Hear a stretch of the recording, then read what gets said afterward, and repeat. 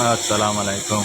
এই গাড়িটা আসছে গিয়ার লিভারের সমস্যাতে, গিয়ার লাগে না, পার্কিং হইলে নিটল হয় না, নিটল হইলে পার্কিং হয় না।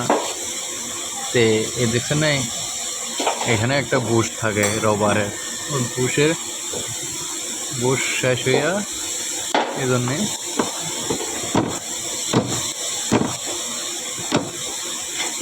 এর জন্য এক্সস্ট খোলা হয়েছে। এই হলো নিসান টিডার ইঞ্জিন। উপরে যে এসব পানি পইরা দেখা